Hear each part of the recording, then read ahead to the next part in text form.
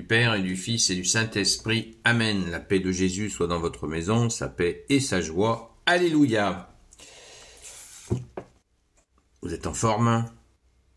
On est donc en pleine lecture de Saint Matthieu. Décidément, on est très fixé sur Saint Matthieu en ce moment.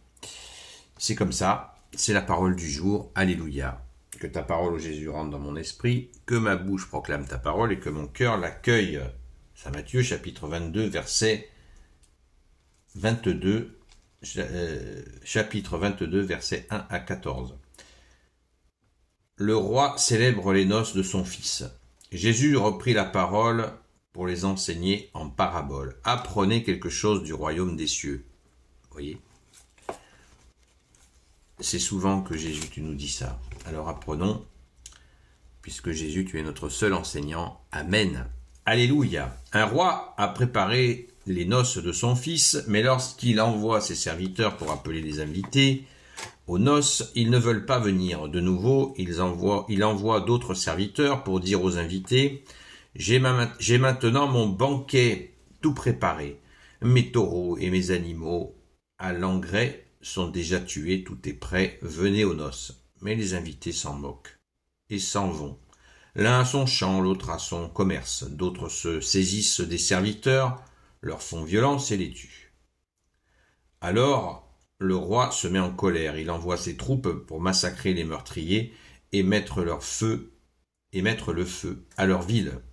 Puis il dit à ses serviteurs, les noces sont toujours là. Mais les invités n'en étaient pas dignes. Allez donc aux sorties de la ville et invitez aux noces tous ceux que vous trouverez.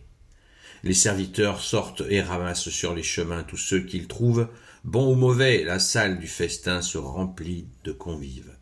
Alors le roi entre pour voir de près ceux qui sont à table, et il trouve là un homme qui n'a pas mis le vêtement des noces. Il leur dit « Mon ami, comment as-tu entré ici sans avoir le vêtement des noces ?»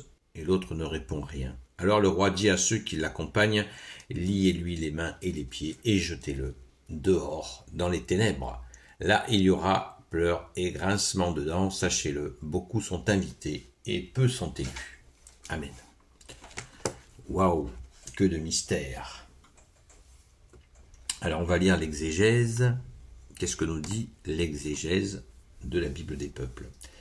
Il y a deux parties dans ces paragraphes, Matthieu, joints dans un même écrit de paraboles qui se complètent. L'une et l'autre parlent du rejet de ceux qui se croyaient les héritiers des promesses de Dieu.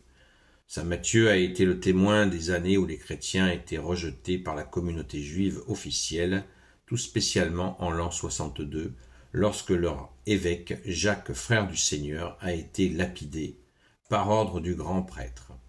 Ici, il veut rassurer les chrétiens en leur rappelant les paroles de Jésus qui touchaient le thème de l'exclusion. Ceux qui ont exclu les disciples de Jésus sont en réalité ceux que Dieu a exclus. La première partie de la parabole montre que ce sont les petits, les oubliés, qui vont être les bénéficiaires du grand coup de balai de l'histoire. C'est à eux que Jésus s'est adressé. Ce sont eux qu'on a trouvés sur les chemins. Et ils ont répondu à l'appel. On a ici les échos de la parabole de vigneron homicide.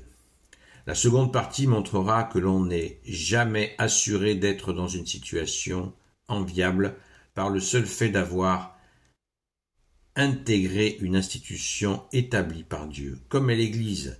Celui qui ne s'est pas renouvelé et qui n'a pas revêtu les habits préparés pour lui sera exclu. On retrouve ici la parabole du filet. Le roi célèbre les noces de son fils, le Christ, qui mérite d'être appelé l'époux de l'humanité, parce qu'il a réuni en un seul corps pour s'unir à elle. Tout au long de l'histoire, le Christ ressuscité rassemble des hommes mortels et divisés. L'Esprit de Dieu les transformera et les ressuscitera pour qu'ils puissent s'asseoir à la table des vivants selon la parabole. S'il n'a pas le vêtement, ce n'est pas parce qu'il était pauvre. À l'époque, on envoyait chercher les invités et on leur remettait le vêtement qu'ils porteraient au banquet. celui-ci aurait pu le mettre, c'est pourquoi il n'a rien à répondre. Beaucoup sont invités. Ne concluons pas trop vite que la masse se perd. L'Évangile multiplie les formules imagées pour nous inciter à la vigilance. C'est comme la porte étroite, les premiers qui deviennent les derniers, les dames d'honneur qui arrivent quand la porte est fermée dans les choses de Dieu. C'est toujours redoutable de n'avoir pas été jusqu'au bout. La sentence s'applique donc à la fois à la majorité du peuple de Dieu qui n'a pas répondu à son appel et à l'invité qui était le seul à n'avoir pas le vêtement. Alléluia. Merci Jésus. Il y a tant à dire. Hein. Waouh. On voit une fois de plus que l'exégèse est très très costaud. Merci Jésus. Donc méditons sur cela. Il y a tant à cogiter. Un roi a préparé les noces de son fils. Voilà. Dieu le Père a préparé les noces de son fils, a tout préparé pour son fils, puisque Jésus nous l'a dit. Jésus nous a dit qu'il vient nous transmettre l'enseignement du Père. Et comment le Père veut qu'il enseigne. Appelé, vous voyez, nous avons écouté hier, les derniers seront les premiers. Là, on est totalement dans la suite de ce qu'on a écouté, et je vous invite à écouter, pour ceux qui ne l'ont pas fait, la vidéo d'hier, puisque c'est toujours le même sujet. C'était que les tenants de la religion juive avaient bloqué la diffusion de l'amour de Dieu le Père, et le Père a tout essayé par les prophètes pour les réveiller, pour que son amour puisse être diffusé. Ils ont accaparé ce message d'amour, ils l'ont bloqué, ils l'ont rigidifié, et Jésus, eh bien, le Père n'a plus que son Fils, son divin Fils, pour envoyer son amour en face à face. Et cette fois, puisque ces gens ont eu d'ultimes appels pour accueillir cet amour et qu'ils l'ont refusé, eh bien il a été offert à tous les humains, à toute l'humanité, à toutes les nations, à qui a été proposé cet amour. Alléluia, merci Jésus, quelle grâce. Mais ça ne se fait pas sans être conscient de cette grâce qui nous est donnée. C'est pour ça, comme disait Sainte Jeanne d'Arc, Messire Jésus premier servi, toujours mettre Jésus en premier dans nos vies, parce que c'est une grâce infinie qui nous a été faite à nous, qui sont membres de ces nations non juives, à tous ces gens qui étaient loin de cette révélation de Dieu.